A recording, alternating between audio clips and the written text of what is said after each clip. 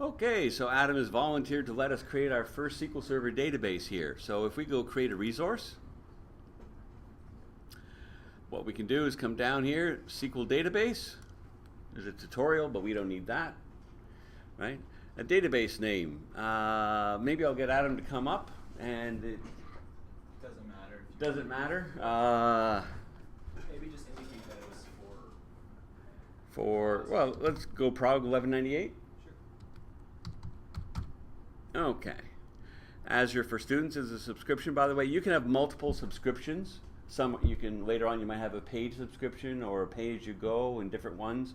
And you can just switch, and you can even move resources back and forth between subscriptions as well. But right now, Adam just has the one subscription. So the resource group, the idea of a resource group is it allows you to create a number of resources, databases, servers, web applications, and so on, under one group, and then you can actually migrate that group, as I said, from one subscription to another. Or if you're done with it, you can just delete that entire resource group and all the resources in it in one operation. So that's the main purpose of a resource group, just to organize obviously the resources you have up in Azure. So you have to have always a resource group. So if you had an existing one, you could use it. We don't. So we'll call it Adam RG for resource group. We'll start with a blank database. Notice that you can do some templates and so on, AdventureWorks and things like that. But we'll just start off blank. But we have to configure the server. So here's something to discuss a little bit. Okay, Adam doesn't have a server yet, so we're actually going to create a new server. So here we have to give it a name. Notice it will have the address on the internet of whatever name we give it, .database.windows.net. We'll actually be able to use that to connect from SQL Server Management Studio. This name does have to be unique because it's out there on the internet. So I will let Adam choose his own name here. Okay, so that was basically just your admin username and password, as well as a unique name for the server. Key thing on this particular one, though, was you had to select a location. Canada, right? We are in Canada. I accidentally once created my database server, believe it or not, in Vietnam. And I had my website actually running in Eastern US, and it worked. It actually was not, all that slow. It did get faster doing database operations when I eventually moved the database server into the same data center. Right? It's a good idea to keep them in the same data center or close to each other. Okay, so he's selected Central Canada, which is a good place for it. I think Central Canada is probably here in Ontario, Toronto. I think Eastern is Montreal, and there's a couple other, maybe one other in Canada. All right, so everything else we can probably go with just the standard stuff here, right? You might have talked a little bit about collation in the first half of the course. That's just your language rules and so on, right? So you can sort things alphabetically by a given set of standards, things like that. So we'll create, and this will take a minute or two to actually create the database server and a blank database. Deployment in progress, okay, to Adam's RG resource group, where we'll have our server in a few minutes. I'm just going to pause the recording. Okay, so the baking is done. The database has been cooked and is ready to serve. So notice that we get a notification here, deployment succeeded. We can choose to pin to dashboard. Okay, what that does is then we'll see a link right here to go to the database right on the dashboard. If you don't do that, it's no big deal. You can always do it later.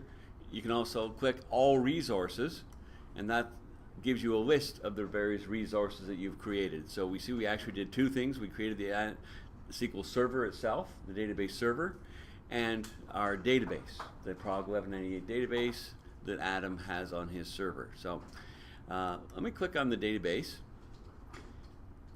One of the key things here, it'll be an empty database. That's the template we selected. Set server firewall. Let me emphasize that. So this is an actual SQL server, okay, we can connect through TCP, through the internet, right? In order to do so, there's firewall rules protecting it, right? Makes sense. You don't want it just open so anybody on the internet who can guess your username and password can hack into your database server. So basically it's completely closed down unless you're accessing it internally from the same data center with a web application or something, right?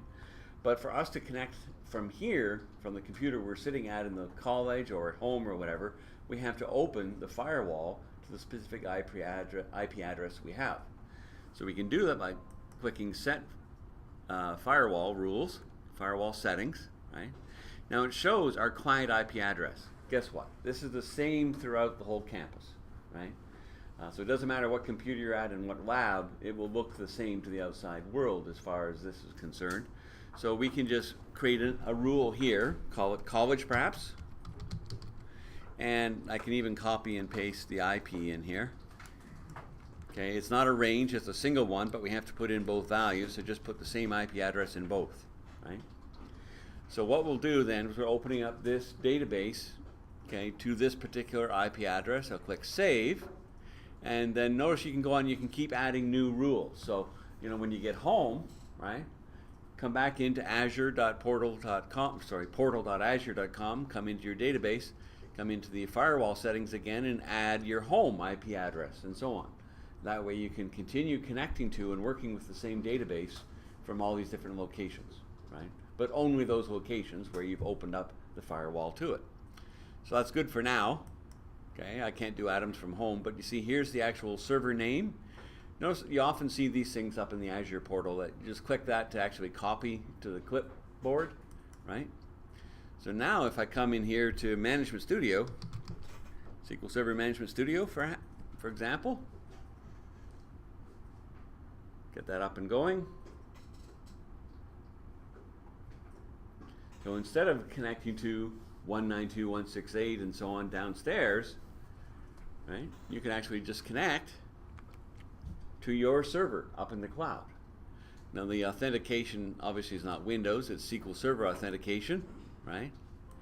And here is where Adam would have to put in his username and password. Hang on one second, just going to get it off the screen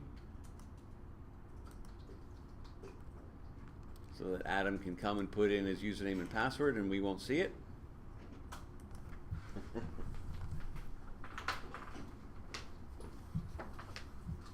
This is my for night college? Yeah, no, this is the one you just created, the SQL Server.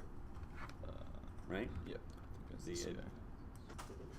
Okay, so see, by having to remember that soon after creating it, that helped to reinforce the password so you can remember it.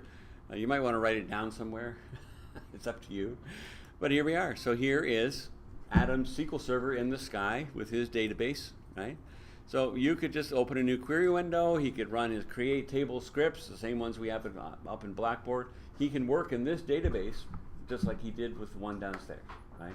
But the difference is it's actually sitting on a cloud server in Toronto, and he could get to it from anywhere in the world, right? So there, you could start doing your homework, right, in the first half of the course and do it all from anywhere by using your Azure account. All right, well, thank you, and we'll end that demo here for now.